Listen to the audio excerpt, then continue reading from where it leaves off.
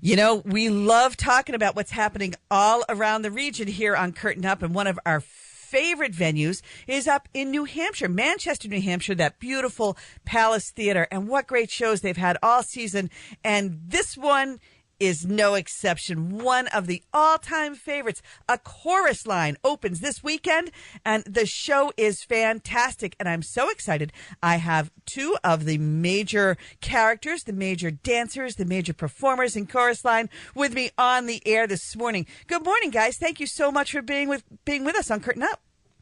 Thank you so much for having us. Yeah, good morning. I have Ben Stastny. Good morning, Ben.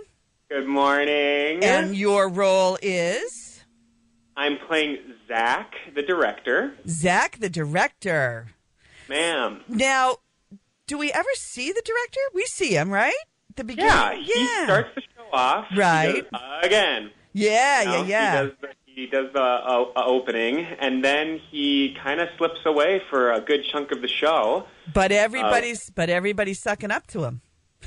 Sure are, if they want to get a job. They really need this job, right? And I also have Katie Ann Harvey. Katie is playing I guess if there were a star of Chorus Line, Cassie would be it, right, Katie? She's a star in my heart, for sure. Yes, she has, I would say, probably one of the more iconic numbers, The Music in the Mirror. Mm-hmm. And it is everything I wanted it to be and more. Wow. So, I go back, there are probably a lot of listeners of a certain age that go back to when A Chorus Line first came out, and it was jaw-dropping. People were just so inspired by it. There had never been anything like it before on Broadway, and really focusing on dancers' experiences. And how do you think this production has kind of changed and evolved? How does someone who wasn't even born when the show first came on the scene, how do you make it your own? Zach, tell me a little bit about that. Well, I think it actually hasn't evolved all that much because it's the same old story. We're all vying for a job that only a select few people are going to get. So I feel like we can all relate just as easily now in 2019 with this show as it did when it opened in the 70s. Wow. Now, that never even occurred to me, but that's spot on. That's absolutely right. That's what I love about theater. Mm-hmm. and what the show in particular. Yeah. We're lucky that we get to keep performing this and that it, continues to age well and seems as relevant as always. Well, and you look, what's that famous line, who am I anyway? Am I just my resume, right? Yeah, that's called an opening. Yes, and I really need this job. Boy, that really resonates with me. That's a great way to approach it. And I think that's a really great example of how great art and great performance transcends time. Absolutely. So tell me a little bit about your background, Katie. I know at the Palace, a lot of people perform there, over time. You come back and it becomes part of like a big family celebration when you're on stage at the Palace. It does. It really does feel like home here.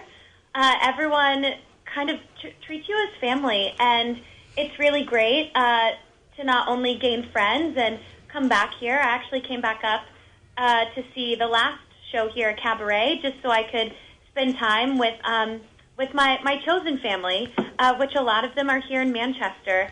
Everyone just kind of welcomes you with open arms, and I was here last year doing Grease and Rock of Ages, and the year before that also doing Rock of Ages. Wow. So it's really the family that Carl has created here at the Palace is really wonderful, and we love bringing new people into the family, and it's everyone who works here is simply lovely. They do a great job of hiring not only really talented people, but also really wonderful human beings. Right, and it's an experience when you go there because everybody from the person who takes your ticket to the people on the stage they just have so much passion. Everybody's kind of signed on to the mission. Yes. And it's kind of like the hometown team. You know, people come. Right, it definitely feels that way. Yeah, people Definitely. come and see you, and they're cheering you on. You know, I think that's a great thing about audiences around here. The audience is always on your side. They really want you to have the best performance. You know, it's such a great give and take. You can, and you can feel that energy on stage. So in those moments where you're like, oh, I'm so tired, I'm pushing through, and you don't even feel that because the audience is right there with you and almost like helping Katie the actor like push through that 12-minute number and like Right. I got it. Right. And what better show than a chorus line to really pull that out of an audience, right? Because it's so intimate. And when you talk about like the stories of the play and how when you're working together on a show, like you say, you become instant family, and these stories are heartbreaking and so personal, you know, and yet they're right out there for everyone to see. It's such a, you want the audience to be on your side. The audience has to be on your side or you couldn't do it. What do you think? Am I onto something, Ben? Agreed. Yeah, absolutely. And us too relating with it. And not only do these characters have sometimes heartbreaking, but oftentimes life-changing stories, but we, as actors and dancers and singers, share the exact same stories in one way or another. Right. Well, that was always part of the magic of the show, I think, too, even when it first came out, was that they were people's real stories. And the music was always so clever, and the lyrics were always so genuine, but everybody knew that this was coming from a real place and a real person. So it's so easy to relate to, you know? Yeah. And of course, that is how it was written, was they got a bunch of actors in and basically had this great round table session where each actor, they put on a microphone and each actor told their story. And that's how they wrote a chorus line. Yeah, and it went on, I think it took about 2 or 3 years, right, for the whole thing to kind of go from workshop to actually get on stage. And it had some of the greatest names of the time in Broadway were involved. Michael Bennett, Marvin Hamlish, correct? Yep. Yes. And you know, who would argue with either one of those guys? Right. Right. You're smart. Yeah, and also the diversity of the songs too, which I really love. And again, each person telling their own story in their own way, and there's just nothing cookie cutter about it. Yes, agreed. And what would you suggest for people who want to come and see it? Do you have like a suggestion for, I don't know, thinking about it? Should people sort of read up on it? What's the best way to approach coming to see a show like A Chorus Line? It's just different than a regular Broadway show. Yeah, it is different than a Broadway show.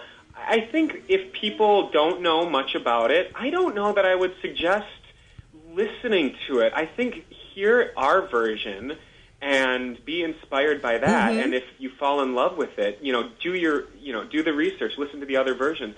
But it's so special when someone isn't familiar with the show, because then that first production of it they see, that's what's in their brain.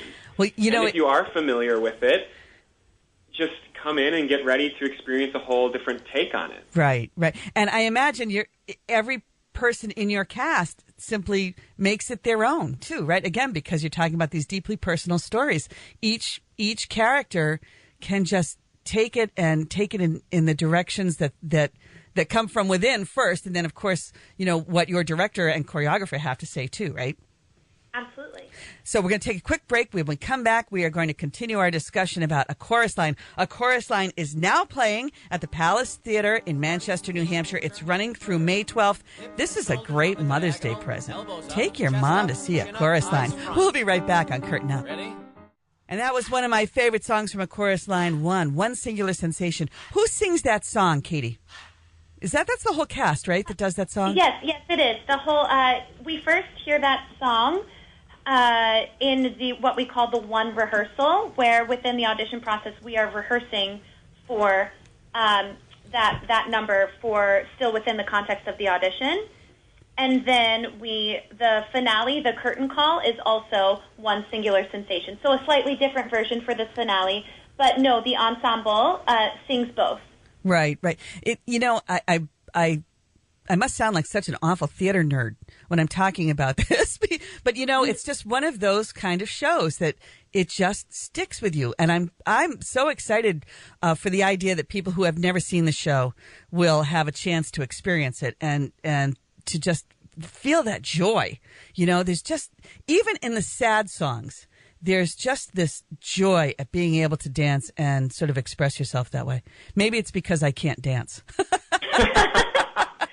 No, I think for us too, because as I know you already know because you know the show, but we do have this moment towards the end of the show where we question what we would do if we couldn't dance anymore, if we couldn't perform anymore, and that obviously as actors and dancers, as our bodies continue to get older, it does at some point eventually start to limit what we can and can't physically do, whether our hearts want to do it or not. Age kind of does start to dictate a little bit of that, whether we've fulfilled our dreams yet or not. Yeah, that's true. I guess I can speak to that. Ben, tell me a little bit about working with your choreographer. So Carl is the artistic director here and director and choreographer. He does everything. He's so good. So I have the lucky part of not having to dance a whole lot. Why are you talking to us? But I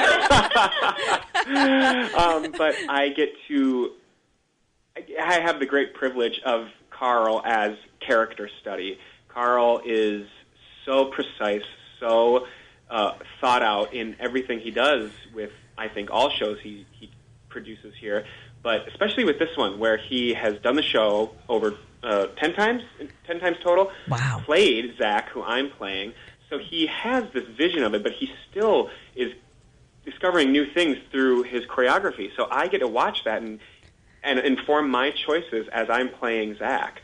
How specific does he get in certain moments?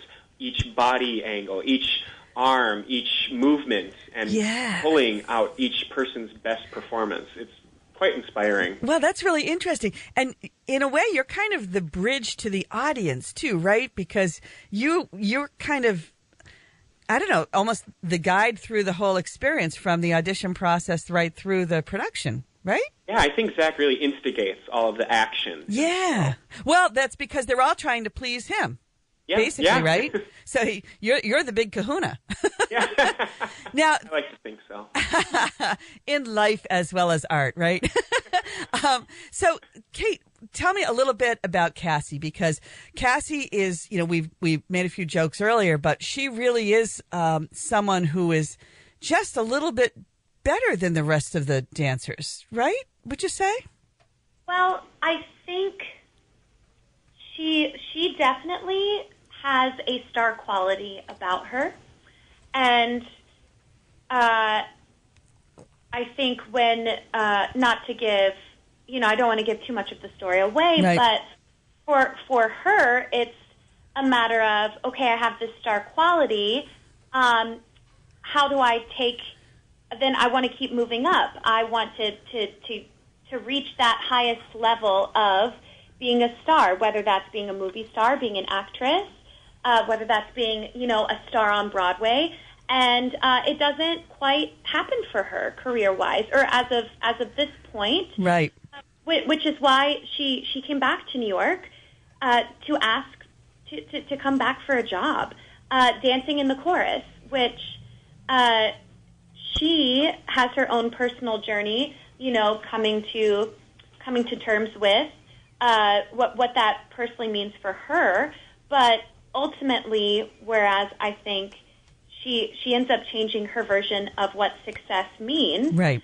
And she simply wants to do what she loves as much as she can for as long as she can. And so I think that her fighting for this new goal, which wasn't necessarily always her goal, in some people's eyes it might be deemed as settling, but for her, her definition of success has just changed, and she is still striving for that success, but for her that means something different now than what it did right.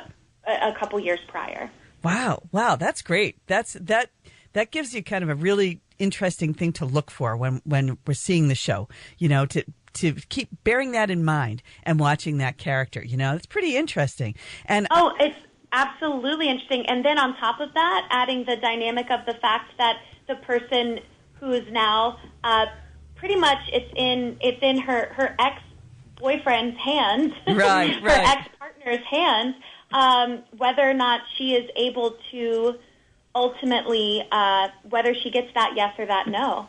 Wow. At the end of the show. So if people didn't know about A Chorus Line at the beginning of the show, or they weren't interested, now they're going to want to go see this because it's just, it's such a great story, and it sounds like you guys really have embraced this thing to the T. And it just listening to the two of you makes me want to go see this show because just the exuberance and the depth and the interest, and you're just two of them. If the rest of the cast is anywhere near it, it's going to be great. And so many great songs, you know. Was it Feel the Motion? And of course, What I Did for Love, and the music in the mirror. And what's the one about at the top, deep at the top of a dark and narrow stairway, right? Just at the ballet. At the ballet. Beautiful, Makes beautiful me cry songs. every time. Oh, me too. So I am so thrilled to be able to promote this show. Let's sell some tickets right now. So, Ben, when does this show run through? We're going to run through May 12th. May 12th. Katie, would this make a great Mother's Day present? Oh my gosh, I already got tickets for my mom for an early Mother's Day present. She's coming opening night. Perfect. And Ben, give us the show times. We open, so we're going to do a 7:30 show Friday, Saturday, and we'll do matinees most Saturdays and Sundays, but there's going to be 7:30 p.m. and matinees. There's a few earlier matinees at noon, and then a few early evening shows at 5. Oh, but great. all of that is listed on the website, palacetheater.org. Palacetheater.org. That was my next go-to. You can get all the information and tickets by going to palacetheater.org. Wow, I can't thank you guys enough for talking to me about A Chorus Line today. Ben Stastny as Zach. Give us a line, Zach. 5, 6, 7, 8. Katie Ann Harvey as Cassie. Cassie, give us a line. Well, this audition is really interesting, isn't it? All right. This audition is really interesting. I'm not going to sing because we want people to keep listening. So we're going to go out with that beautiful What I Did for Love from A Chorus Line. Thank you guys so much for being with us this morning on Curtain Up. Thanks for having us.